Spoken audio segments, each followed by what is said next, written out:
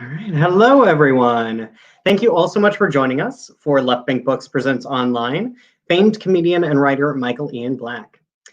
Left Bank Books is St. Louis's oldest independent bookstore, celebrating 51 years this year. We would like to thank all of our supporters, the supporters of Michael Ian Black, and everyone for their outpouring of love for our bookstore. We have adapted to the current situation, but we are still bringing you the things that you love the most about Left Bank Books with curbside pickup and delivery to anywhere in the country, anywhere in the world. We are happy to be able to bring our event series virtual. We believe that events are a way to expand your mind and bring in new thoughts to make the world a better place. We hope that you enjoy this event, and we hope that you support Michael Ian Black and Left Bank Books by purchasing a signed copy for you and all of your friends at left-bank.com. Purchasing a signed copy of the book from Left Bank Books allows us to keep our bookstore and staff here through the most unusual of times. It also gets you a really fantastic book. I promise that you will enjoy and appreciate this. So we thank you ahead of time for your support. I am Shane Mullen. I'm the events coordinator for Left Bank Books. I help produce our hundreds of author events each year with a fantastic team here in St. Louis. We will be taking questions from the audience throughout the event tonight. So you can type your questions at any point in time, and I will be asking those to Michael. And be sure to follow Left Bank Books on Facebook to be notified about all of our fantastic virtual events.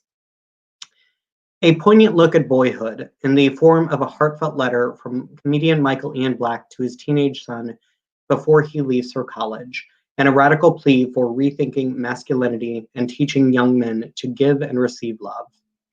In a world in which the word masculinity now often goes hand in hand with toxic, comedian, actor, and father Michael Ian Black offers up a way forward for boys, men, and anyone who loves them.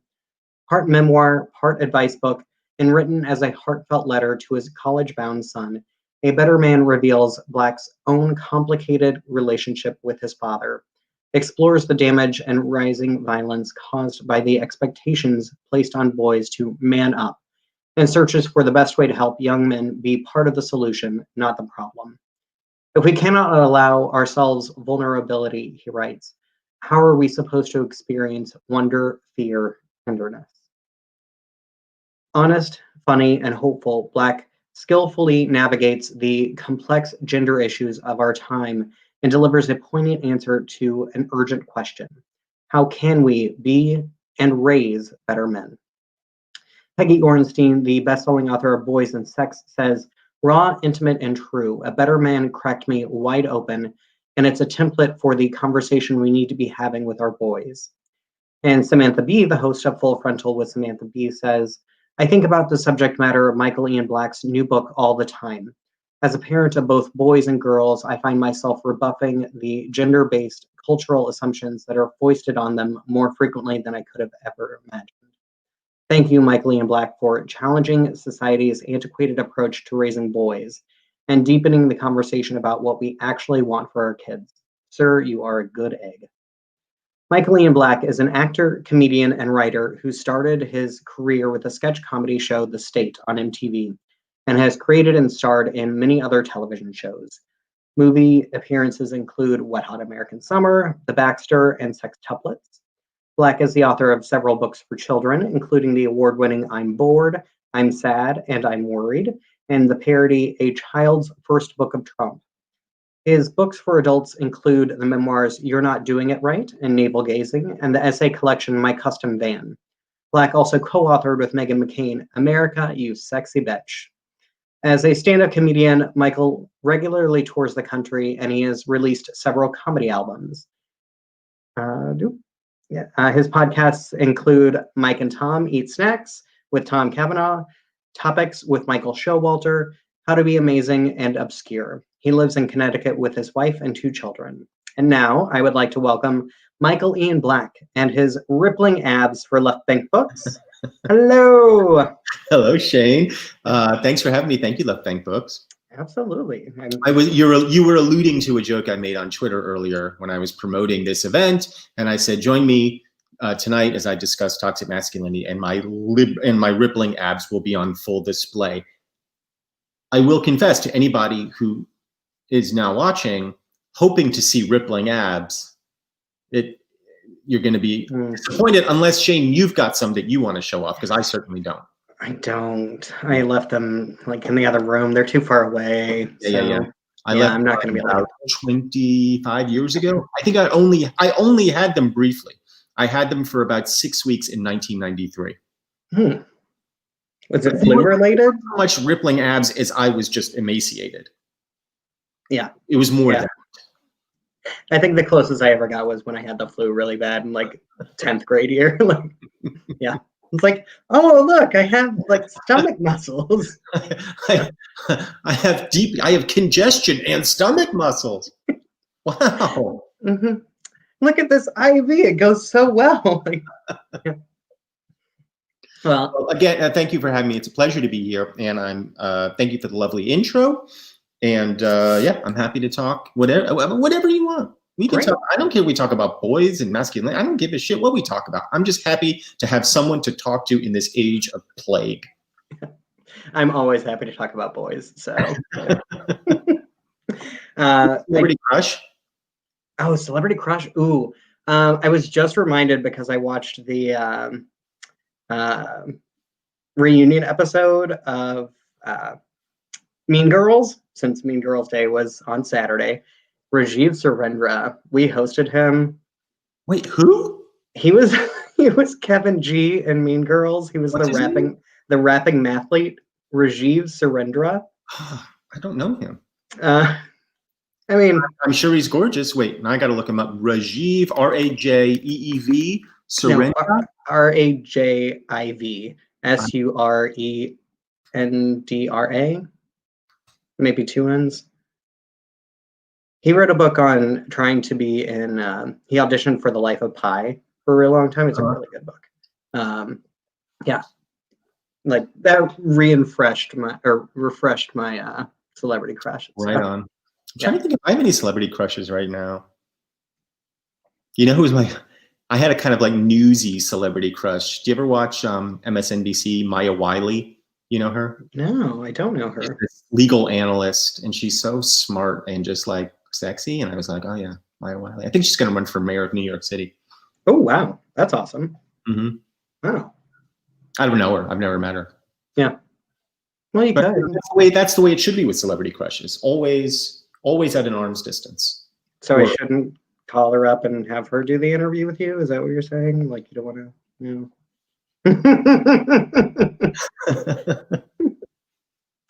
Well, I am super excited to have you. I've long been a fan. Wet Hot American Summer, such a fantastic movie. My first question is my like smooth segue into talking about Dismantled, but actually, let's start with, it seems like you've been writing this book for the whole 18 years that you have been raising your son. But I understand that is maybe not true, where you were writing this kind of as an inspiration to send your son away to college. But when did you know that the thoughts that had been going through your head for 18 years were what you needed to have to write a book? I would say that, honestly, I've been writing this book for probably 35 years or more without really knowing I was writing it, because I've been thinking without even really knowing I was thinking about gender and gender roles for as long as I've kind of been maybe alive. I mean, there were things that I've always known about myself as a boy. Like, I've always known I was straight, like that. I mean, because I've had crushes on girls like since I was like 4. I mean, I remember my first crush pretty well. But like gender roles and like what it means to be a boy, like what that, like, I've always sort of felt a little bit out of step with that for a variety of reasons, some of which I go into in the book. I mean, I didn't have much of a male role model growing up. I had a dad. My parents split up when I was like 5. We didn't see him that often, like every other weekend. And he was a very retiring, shy guy to begin with, who didn't really know how to relate to kids. The reason my parents split up, although they were destined to split up anyway, was because my mom became involved with another woman. I grew up in that household. So I grew up in a lesbian household, which was a very kind of, I don't think it would be too strong to say anti-male household, because of their own issues. I mean, they both had a lot of issues around gender and men, and thwarted opportunities and the kind of prevalent sexism and misogyny that they grew up with.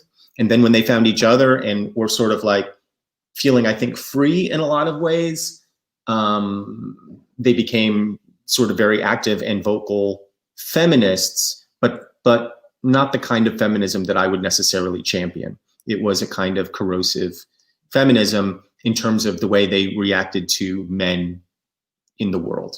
I'm not saying it wasn't justified. In a lot of ways it was. Then I lost my dad. He died when I was about 12. And not when I was about 12, when I was 12. And so, and I grew up in New Jersey in the 80s, which was a very like jock culture. And I knew I didn't fit into that. I knew from a young age I wanted to be an actor, which was an absurd thing to want to be. Nobody was an actor. Like that just wasn't a thing that somebody would do. And it had a lot of connotations with it. I mean, if you were to say, I'm going to be an actor, the response was like, oh, you're gay. No, but I do want to be an actor. And if you were gay in the 80s, that was about as low on the totem pole as you could be if you were a guy. So I was routinely bullied for being gay, even though I wasn't. And I had a lot of questions growing up about like, well, what if I'm not this? If I'm not this jockey archetype, what am I? How do I fit in the world? And when I had a son, much later, I was very conscious about how I was, I mean, as any parent is, as how we were going to raise him, me and my wife, and how he was going to come up in this world. And obviously the same with my daughter. And I had a lot of thoughts about boys and men, some of which I think I disproved to myself. It's a long way of saying that I've been thinking about these things for a really long time. They show up in my comedy. They show up in the work that I do. They show up in my other writing. And the immediate event that precipitated this book was the shooting at Marjorie Stoneman Douglas High School in Florida. When my kids were in high school, I'd been railing against guns and gun violence since Sandy Hook, which happened about half a dozen miles from my house when my kids were in elementary school. And I just couldn't understand why nobody was asking the obvious question, including myself. I wasn't asking it either because it was so glaring and so in front of my face. Why is it always boys who are committing these crimes? Why is it always boys and young men who are doing these things? And it was that question that ultimately led me to writing this book. It's a very long-winded answer, and I apologize. Yeah. And I thank you for writing this book and for making it remind me of so many things. Like, and that story that you told reminded me that when I ran into my kindergarten teacher when I was a junior or senior in high school. And like, it had been many years since we had seen each other. And I told her that I wanted to be an actor, that I was going to go to school and go to college to be an actor. And she discouraged me. She was like, no, you don't want to do that. And I knew what she was kind of getting at was that that's going to be a hard life, because like she kind of, I think, knew that that was like the first step to me accepting who I truly was and accepting my homosexuality. And I think, where did you grow up? I grew up in a small town in Northwest Missouri. So 12,000. And you think her discouragement was about saying, I mean, a lot of kids get discouraged from it because it's, my profession has like a 90-something% unemployment rate at any given time. But you think it was about more than that. You think it was about her saying essentially like she was like afraid for you because it implied certain things about you that she didn't want to be true, or that she was worried for you, or both. I think it was both. because she specifically mentioned like going to the big city, going to LA, going to New York, like people are different there. And so, It's and true. They yeah. are there, maybe from Northwest Missouri, but not as different as you would think, because a lot of them come from Northwest Missouri or wherever it is you come from. Mm-hmm. Not you specifically, the general one, wherever Yeah. one comes from. Yeah. So how has the writing of this book and how has the thought process of the book, since you explained that it's been years of you thinking about this, like as you were consciously thinking about masculinity and the role that it plays in today's media and in today's entertainment field, how has that changed the shape of your career and the roles that you are taking? Well, I'll dispel with, I think, a common misperception about actors. We're not taking roles in the sense that people are offering us roles. Most of us, the vast majority of us, are taking whatever we get because it's a hard field. And if somebody offers you a job, you're like, yeah, I'll do that. Yeah, absolutely. Like today, my friend said, I got a text from one of my friends who's, I guess, starring in a movie. And he was like, hey, I mentioned you to be in this movie. And I didn't even have to ask. I was like, great. What, when does it shoot? What, I was like, what is it? Doesn't even factor into the equation particularly, because we just want to work. And so it hasn't changed me in terms of the work that I accept. I accept most work that I'm offered.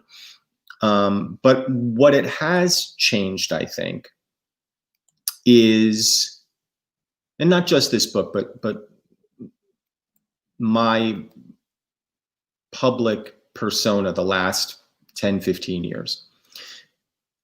For a long time, I sort of presented myself as a certain kind of deadpan, stoic, sarcastic commentator, comedian. The roles that I did could fall into that. If they weren't like really crazy, they could be that. And in thinking about these things, and once I had a kid, my first child, I started feeling like I couldn't be that anymore. I couldn't be deadpan. I couldn't be the same level of sarcastic because it didn't feel true anymore. And more than that, it felt like I was imprisoning myself.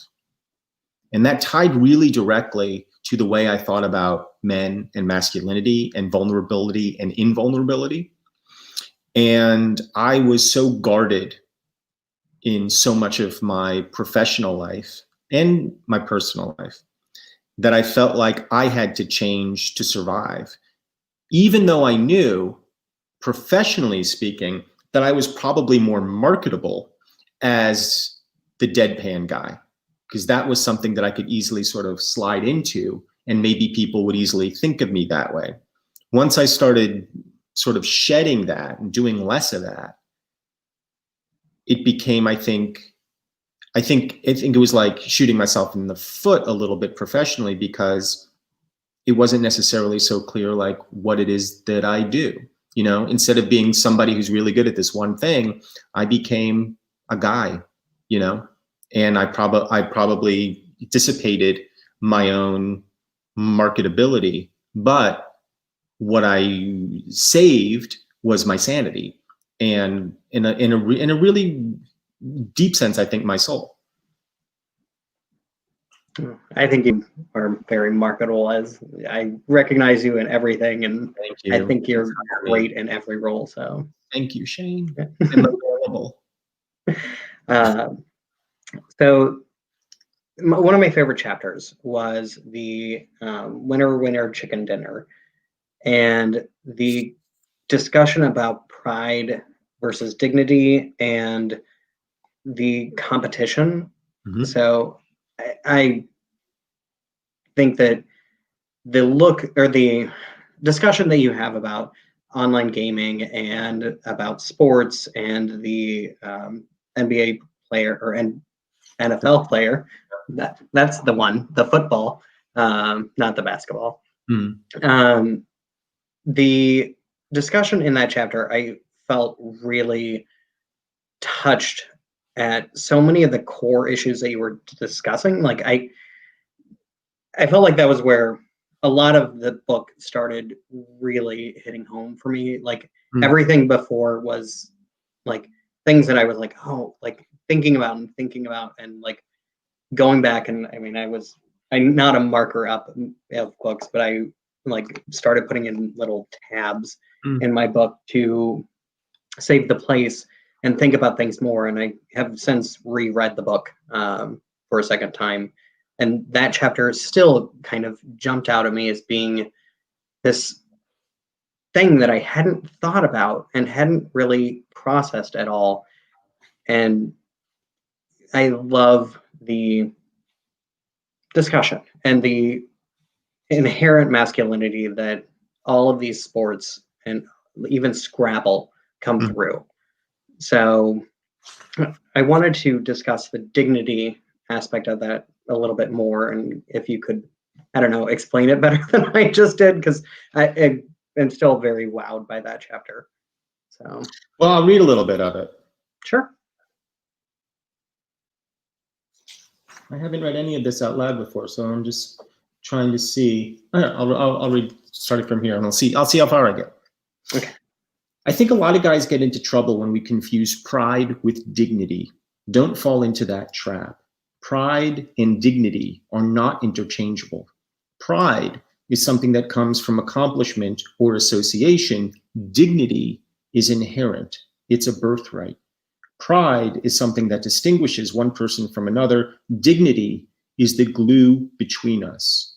We all have, or should have, a fundamental sense of dignity, the sense that we matter not because of what we've done, but because we simply are. You matter.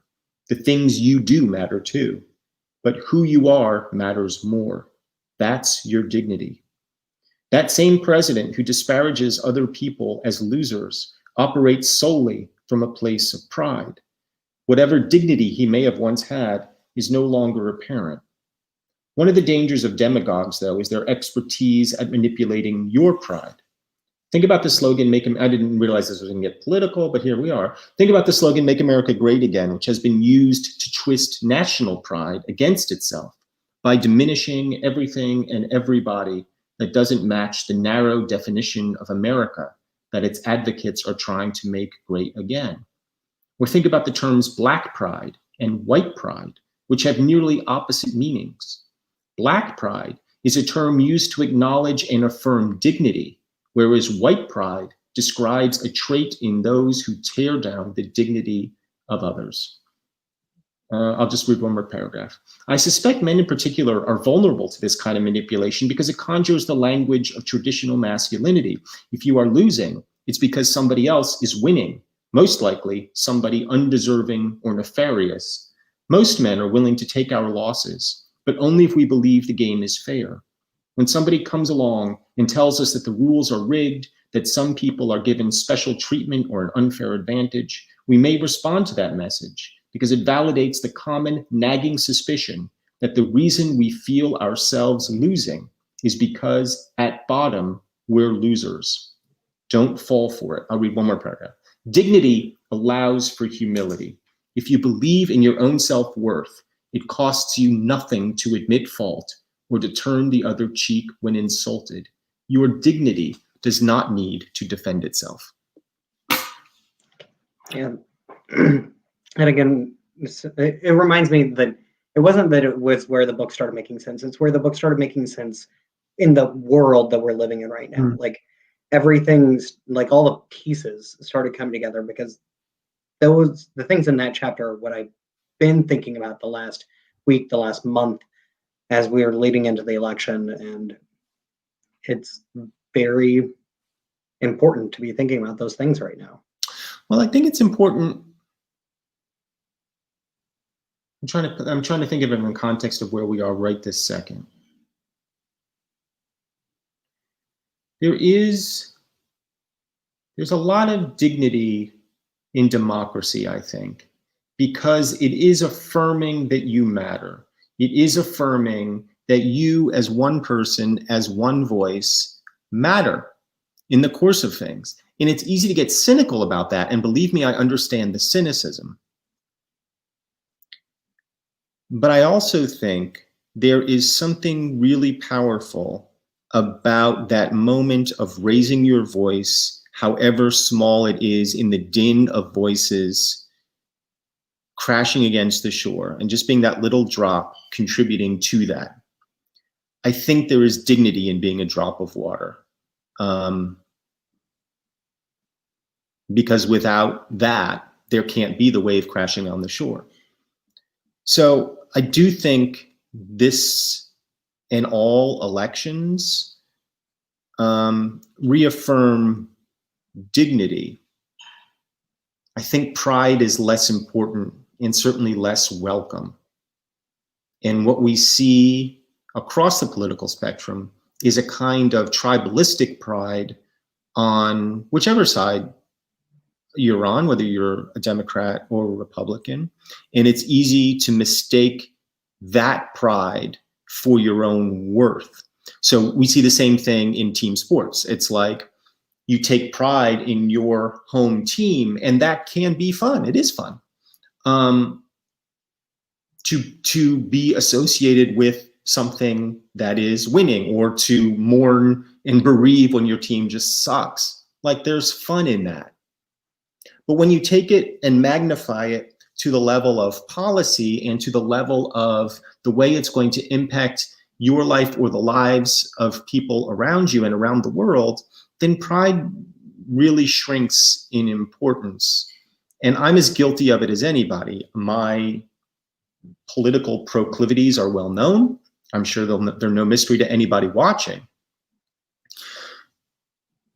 But one of the things that I did learn from writing the book, America, You Sexy Bitch, with Meghan McCain, somebody who is deeply steeped in Republican politics, grew up in them,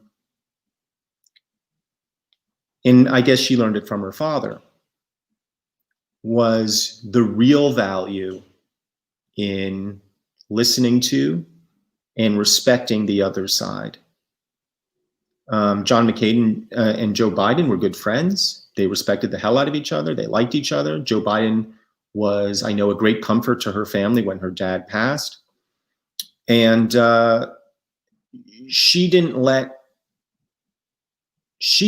team pride take over human dignity. And it was important. It was an important lesson for me to learn from her and her family, how vital that is.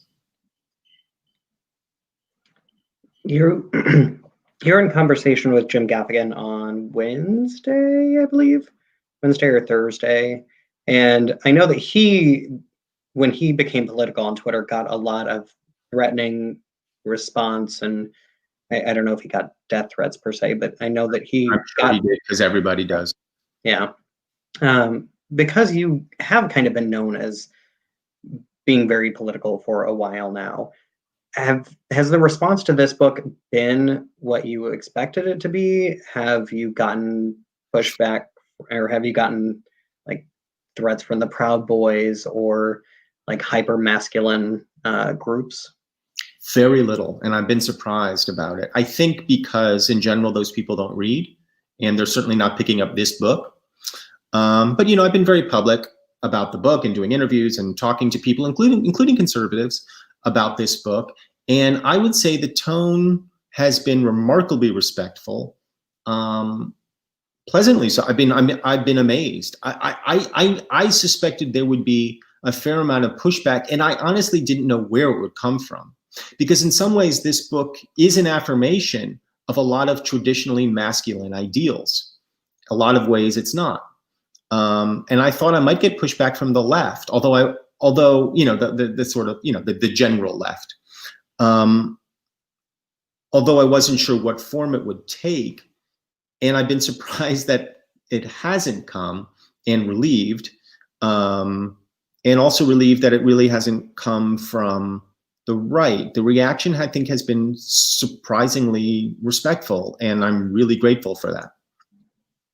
I mean, you're not, the words that you have to say about the left and their reaction to gun violence is pretty standard across the board. Like it's not one side that's not passing gun violence regulation. It's both sides. Mhm. So yeah, I could see why the left might not be like super happy, but I think you're fair with it. Like I Well, think yeah, that you I try not to be dogmatic in the sense that like I'm not going down the line of sort of lefty wish lists.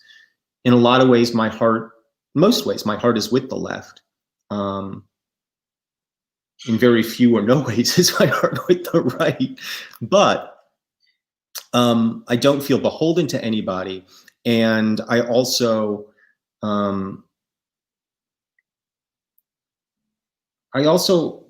reject, I think, what is becoming kind of doctrinaire on the left in terms of gender, which is a kind of burn it all down idea.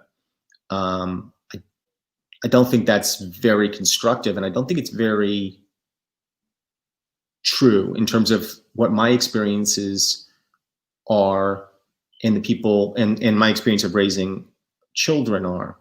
That being said, I'm very careful in this book to say my experiences are of a white, heterosexual, cis dude. Like, I'm really careful about that because I think it's important to acknowledge and it's important to understand that I'm not speaking for other cultures. I'm not speaking for anybody else. I'm only speaking from my experiences and my experiences raising this son and a daughter. That being said, my experiences also represent a fairly broad slice of the population, the American population anyway. And so I just wanted to be careful about really trying to be as respectful as I can of everybody and trying not to speak for anybody other than myself. But I think that what I have to say mirrors the experiences of a lot of other people. I think that's what I'm saying. yeah. Well, you also did a lot of research, or at least for a reader, it seems like you did a lot of research. I won't guess how much research you did.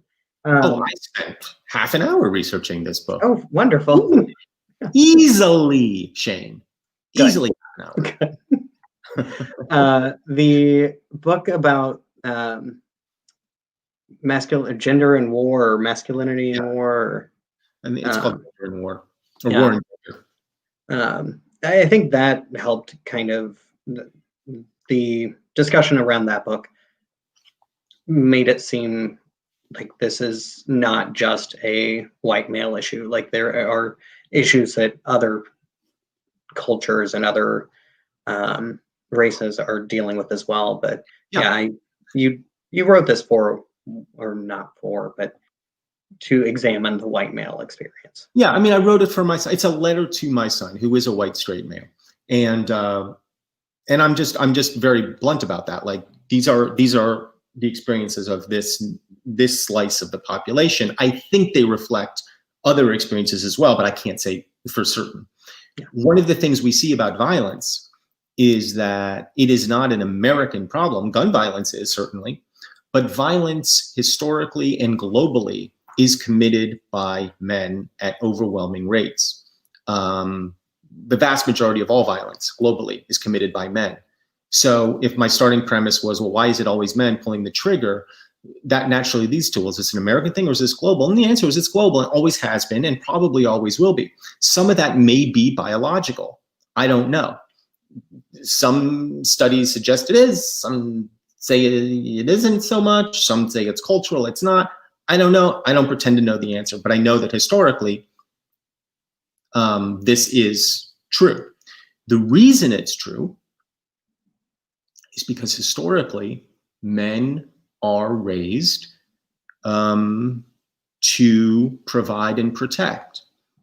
And one of the reasons our sort of paradigm of masculinity evolved the way it did, and maybe the primary reason, is because we were raising boys and men to fight and defend, to become soldiers.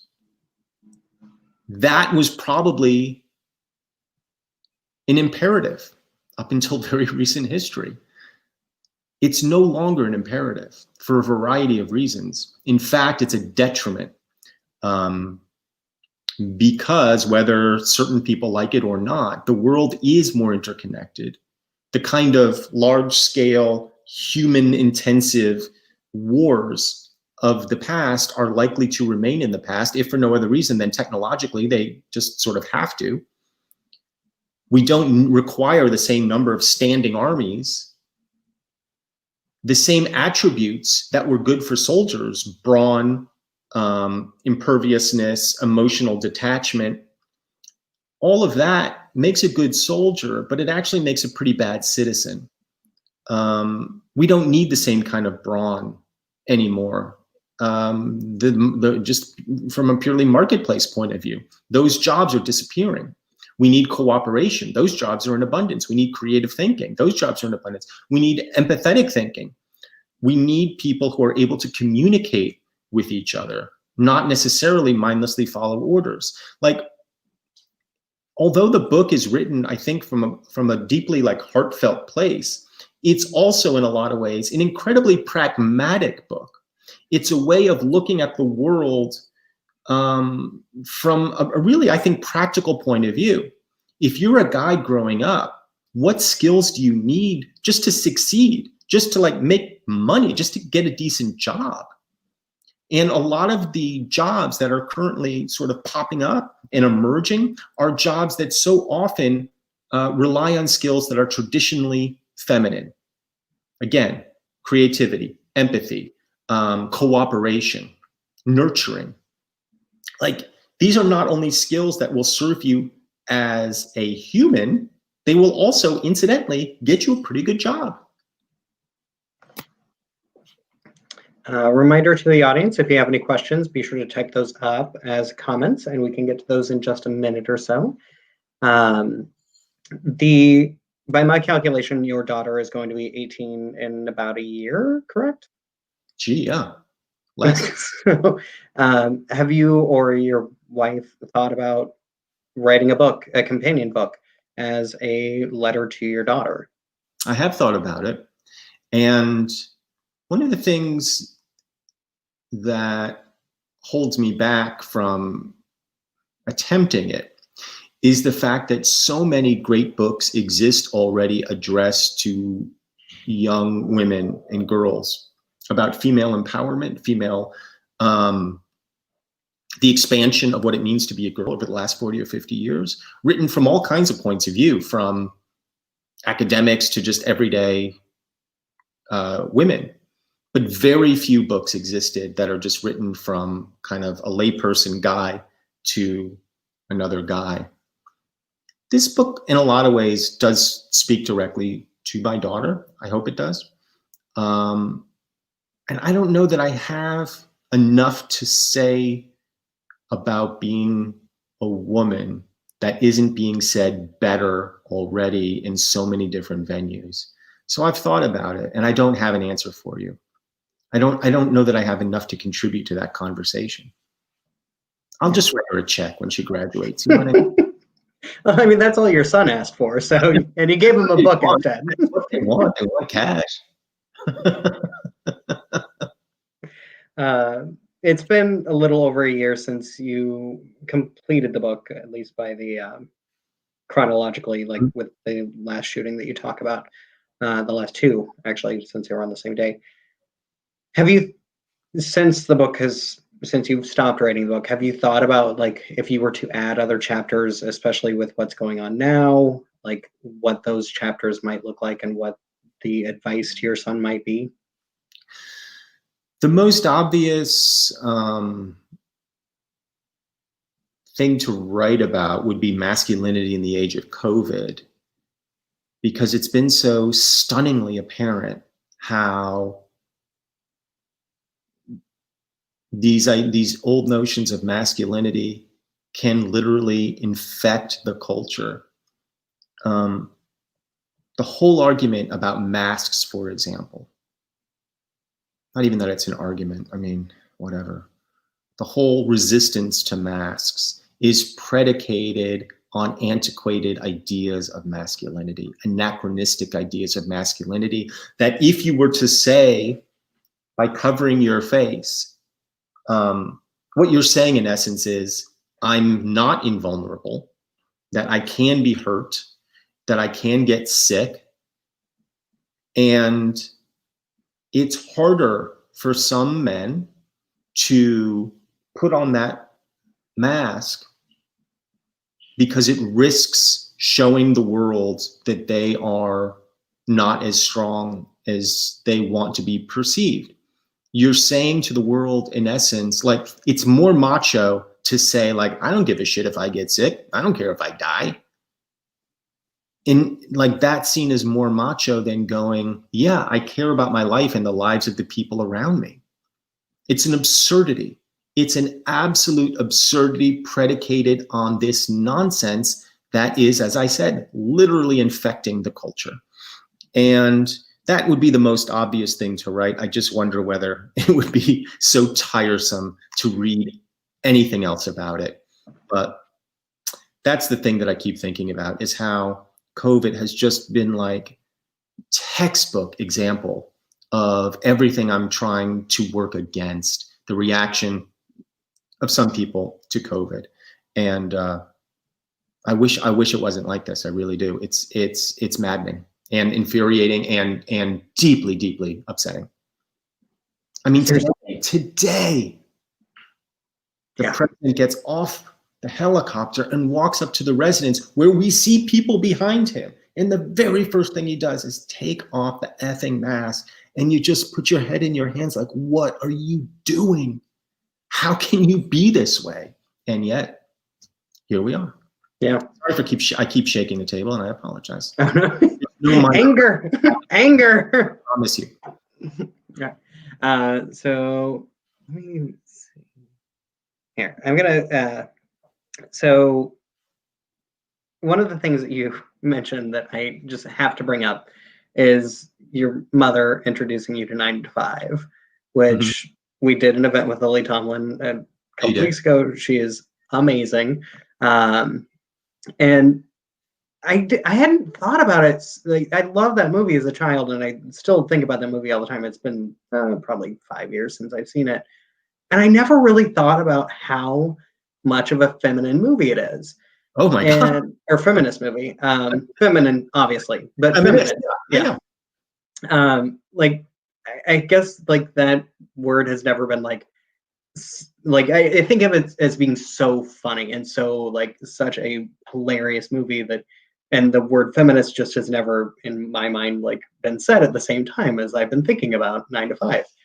Are there movies that you think today or in your past that are movies that you want to really show what masculinity can and should be?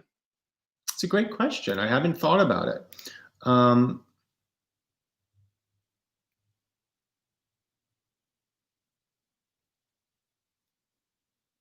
Nothing is springing to mind. There's many.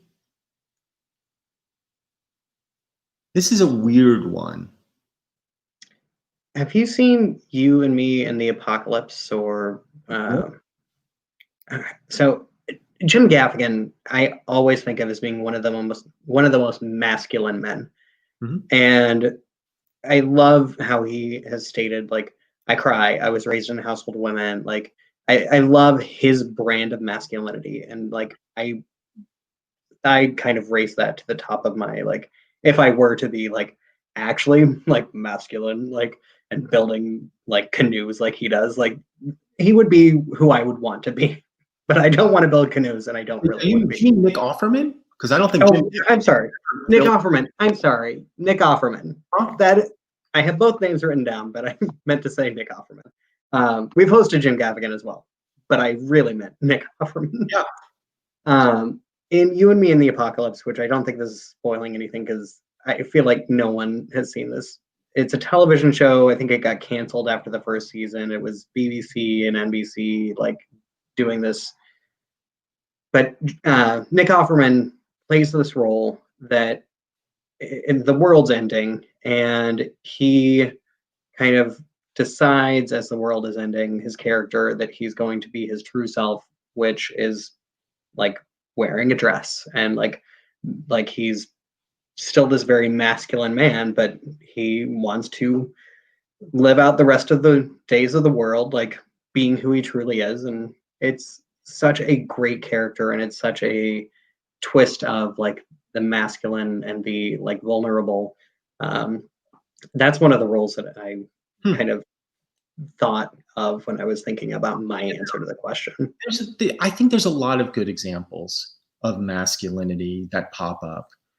And to me, like masculinity, the kind of masculinity that I'm talking about doesn't need to be weepy. It doesn't need to be like you're walking around like an open nerve, but it allows for that. It allows for moments of great sadness and vulnerability. It allows for moments of asking for help and tenderness. And there's a lot of, I think, great examples of that in film and television. You know, I'm thinking of a a show that I just watched, which I really liked, and it's a space opera called Away. I mean, space opera in the broadest sense of the word. It's like 10 episodes on Netflix, and it's got a bunch of really great male characters in it. One of whom is this really hard-nosed Russian cosmonaut who has spent more time in space than anybody else. They're on their way to Mars. He's one of the crew. And his journey, his character journey, is really profound and heartening. And he's never anything other than, well, I shouldn't say that. He's almost always stoic and Russian in the traditional Russian way. And yet we see and we understand everything about him. It's such a great performance. Everything about him, his deep pain, his deep vulnerability, his deep regrets, and in addition, his strength and his courage, his endurance, his sense of humor. It's just a fully rounded portrait of a person. So when we talk about like what's a good ideal in film and television for like a man, maybe the better question is, and I'm just thinking out loud, is what's a complete portrait of a person that you can point to? Where do we see somebody's full humanity exhibited?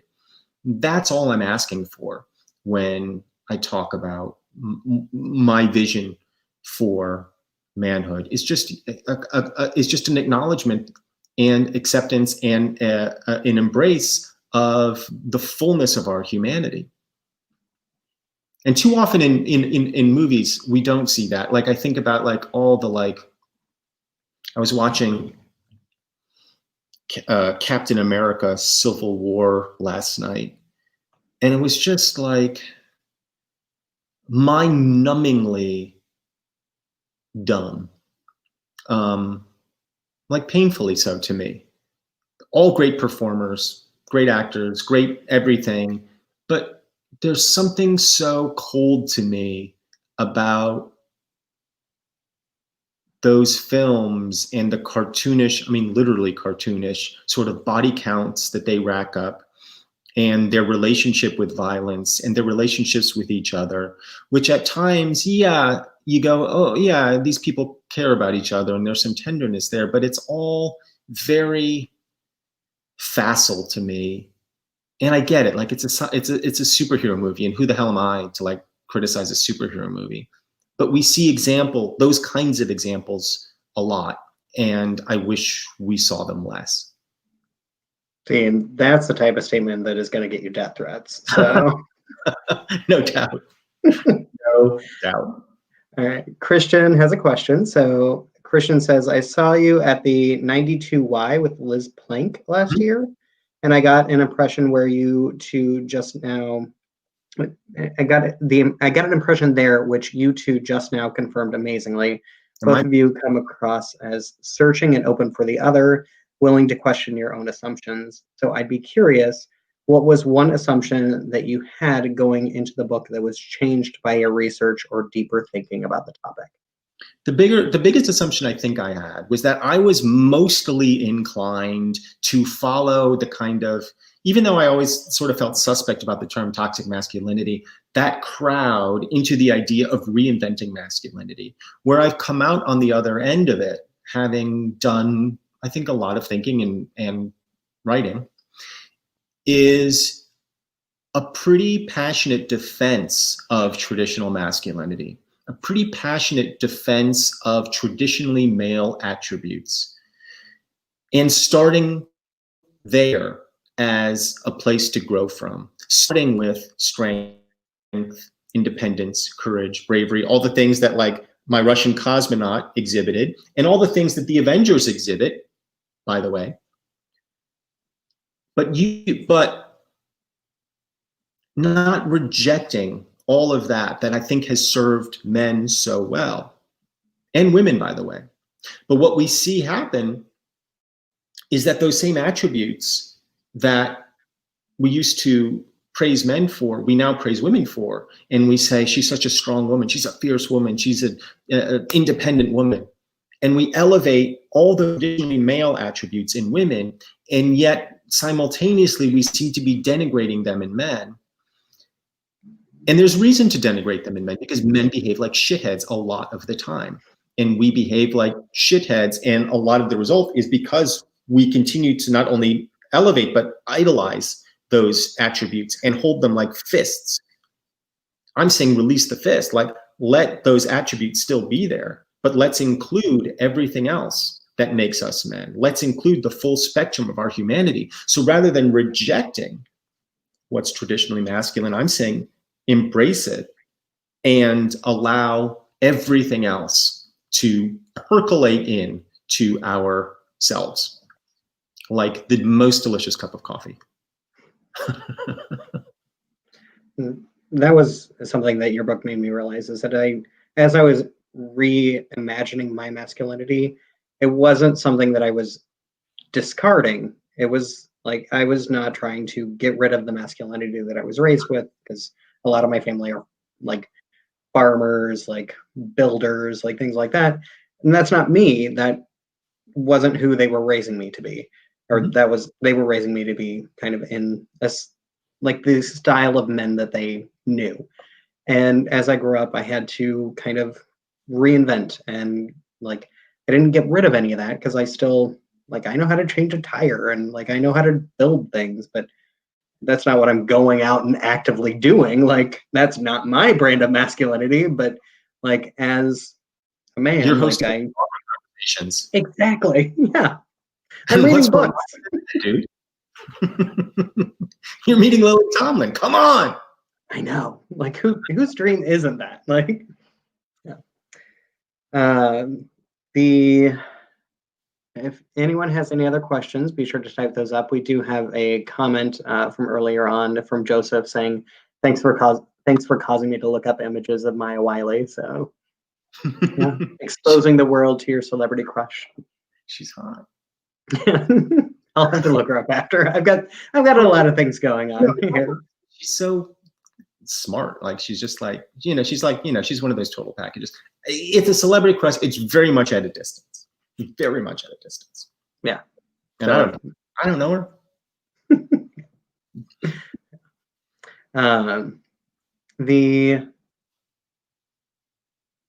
Well, getting back to not Nick Offerman, but actually Jim Gaffigan this time. Both you and he wrote in my book something along the lines of, "You're my best friend," or "You taught me to read," or something like that. Oh, really? So if you could just tell him, like, if I am his best friend, to give me a call, like say hi every once in a while. Yeah. I'm texting him right now. Jim. Oh, good. I'm not on. He misses you. Send. Done. Done. You can expect a message any second now. Fantastic. Yeah, just tell him to slide into my Twitter DMs. Okay. Was that a type for you? Is like Barry kind of like, because you mentioned Jim, you mentioned Nick. They both have a similar sort of bear vibe. Is that a thing for you? Oh no, absolutely. Oh, okay, all right. Because you said slide into my DMs. I'm like, wait a second. Oh, I'm not on Twitter because I just cannot force myself to enter you're that. not missing anything. Yeah. Like looking at your Twitter today was the first time I had looked at Twitter in like a month at least.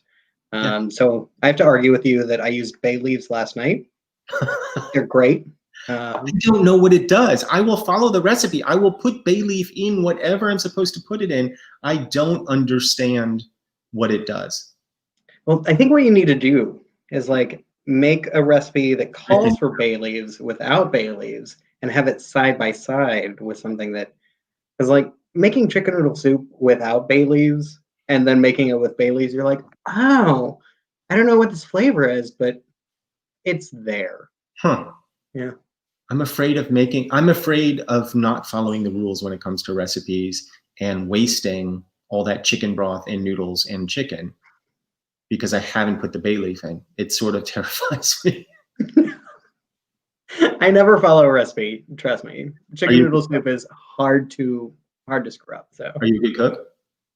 yeah, decent. Yeah. I watch a lot of Food Network shows and Dismantled, which Right. you are fantastic on.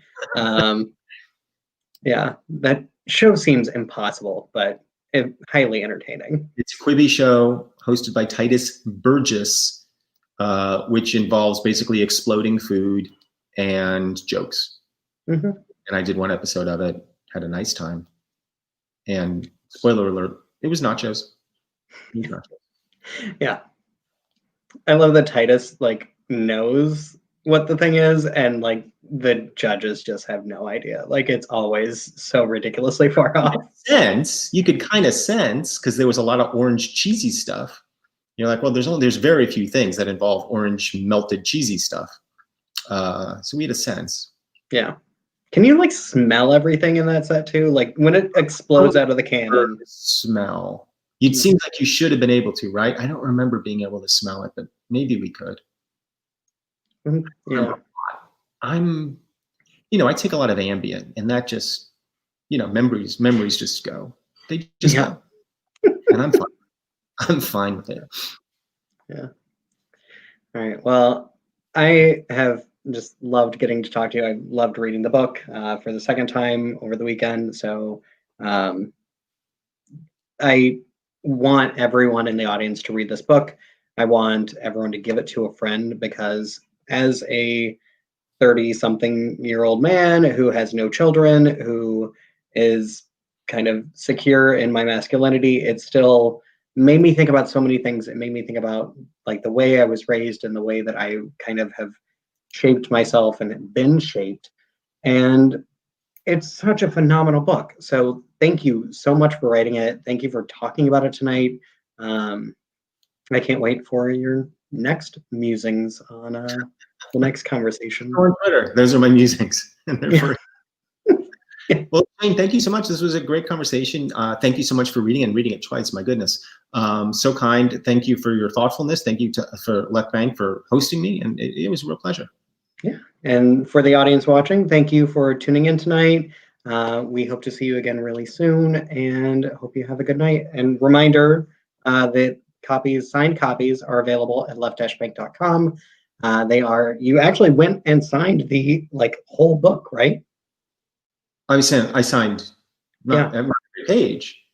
That would be, what do you mean I signed every book or the whole book? Didn't you go to the publisher and actually hold the book? Yeah. A lot of books. Mm-hmm. Yeah. That was a long afternoon. But the upside is now you can buy autographed copies, and that's my signature, my Sharpie, my illegible scrawl. But it's not like I was rushing through. That's what my signature always looks like. Yeah. And a lot of the books that we're getting signed are they've been sent one page and they signed the page, which is fantastic. Now, no. We were opening, signing, closing. Yeah, and that's a lot of work. It was a lot of work. Yeah. But for you, Shane, and everybody at Left Bank, totally worth it. Wonderful. All right. Well, have a good night, and we will see you all soon. Thank you, Shane. Thank you, Left Bank Books. Bye.